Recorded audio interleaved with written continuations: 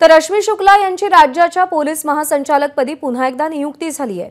आज सकाळी रश्मी शुक्ला आपला पदभार स्वीकारणार आहेत। रश्मी शुक्ला यांना पुन्हा सेवेत घेतलं जाऊ नये अशी मागणी करत काँग्रेसने हायकोर्टात धाव घेतली होती। त्यानंतर केंद्रीय निवडणूक आयोगाने महाराष्ट्राच्या पोलीस महासंचालक रश्मी शुक्ला यांना पदावरून दूर केलं होतं, पण आता पुन्हा एकदा रश्मी शुक्लांना महासंचालकपदी नियुक्त करण्यात आलंय।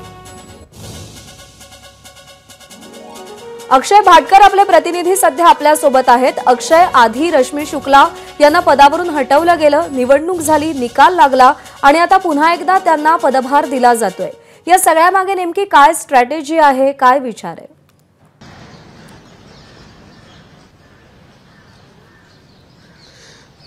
रश्मी शुक्ला यांना पदमुक्त करण्यात आलेलं होतं। आपल्याला माहितीच आहे, काँग्रेसने त्या संदर्भामध्ये तक्रार केलेली होती आणि काँग्रेसच्या तक्रारीनंतर निवडणूक आयोगाने त्यांना निवडणुकीच्या काळामध्ये पदमुक्त केलेलं होतं। मात्र रश्मी शुक्ला यांना पदमुक्त करत असताना आणि नवीन पोलीस महासंचालकांना नियुक्त करत असताना त्या ठिकाणी काही काळासाठी त्यांना नियुक्त करण्यात आलेले आहे हे आधीच स्पष्ट करण्यात आलेलं होतं। त्यांच्या ऑर्डर कॉपीमध्ये देखील काही वेळासाठी हे पोलीस महासंचालक असतील असं सांगण्यात आलेलं होतं। आता ज्यावेळी पुन्हा एकदा महायुतीचं सरकार आलेलं आहे आणि मुख्यतः भाजपचा मुख्यमंत्री होईल असं जवळपास निश्चित झालेलं आहे, त्यावेळी पुन्हा एकदा रश्मी शुक्ला यांचं कमबॅक झालेलं आहे आणि रश्मी शुक्ला यांना पुन्हा एकदा त्यांच्या मूळपदी म्हणजेच राज्याच्या पोलीस महासंचालक पदावर त्यांना नियुक्त करण्यात येणार आहे।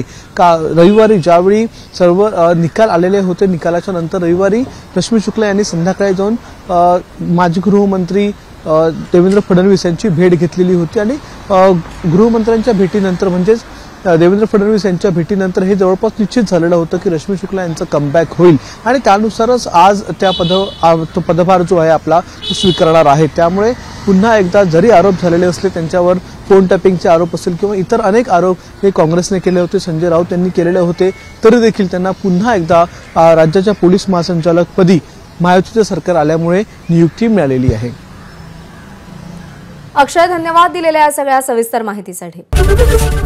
एबीपी माझा, उघडा डोळे बघा नीट।